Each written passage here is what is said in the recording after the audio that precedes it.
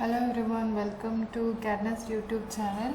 3ds Maths ಅಲ್ಲಿ MAPSCALER ಹೇಗೆ use ಆಗುತ್ತೆ ಅನ್ನೋದನ್ನು ನೋಡೋಣ.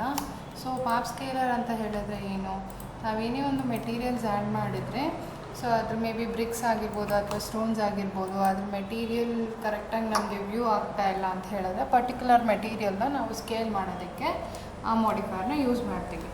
ಫಾರ್ ಎಕ್ಸಾಂಪಲ್ ನಾನು ಒಂದು ಬಾಕ್ಸ್ ತೊಗೋತಾ ಇದ್ದೀನಿ, ಬಾಕ್ಸ್ಗೆ ಹೈಟ್ ಕೊಟ್ಟಿದ್ದೀನಿ. ಸೊ ಈ ಬಾಕ್ಸ್ಗೆ ನಾನು ಸೆಗ್ಮೆಂಟ್ಸ್ ಯಾವುದನ್ನು ಅಪ್ಲೈ ಮಾಡಿಲ್ಲ. ಸೊ ಬಾಕ್ಸ್ ಕಲರ್ ಚೇಂಜ್ ಮಾಡೋಣ. ಈಗ ಕನ್ವರ್ಟ್ ಟು ಎಡಿಟೇಬಲ್ ಪಾಲಿ ಮಾಡಿ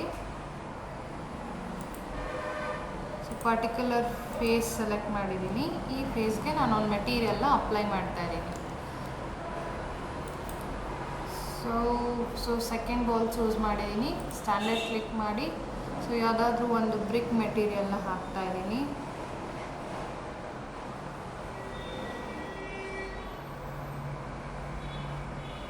ಸೊ ಇದನ್ನು ಸೆಲೆಕ್ಟ್ ಮಾಡಿ, ಮಾಡ್ಯುಲರ್ ಬ್ರೌನ್ ಅಂತ ಇದೆ.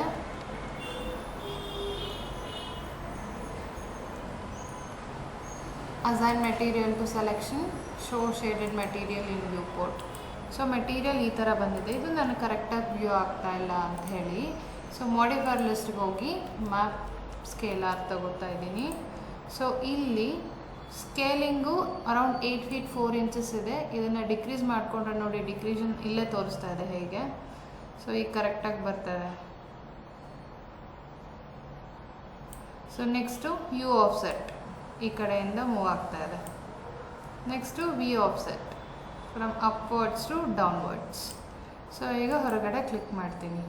ಸೊ ಇದು ನೋಡಿ ಬೆಸ್ಟ್ ವ್ಯೂ ಆಗ್ತಾ ಇದೆ. ಈಗ ವಿತ್ ಕ್ಲಾರಿಟಿ ನಮಗೆ ಶೋ ಆಗ್ತಾ ಇದೆ using MAPSCALER. So scale 1 inches ಇದೆ. ಆ್ಯಂಡ್ ವ್ಯೂ ಆಫ್ಸೆಟ್ ಇನ್ನೂ ಕಡಿಮೆ ಮಾಡ್ಕೋಬೇಕು ಅಂತ ಹೇಳಿದ್ರೆ ಸೊ ಲೆಫ್ಟಿಂದ ಟುವರ್ಡ್ಸ್ ರೈಟ್ ಮೂವ್ ಆಗುತ್ತೆ. And view offset.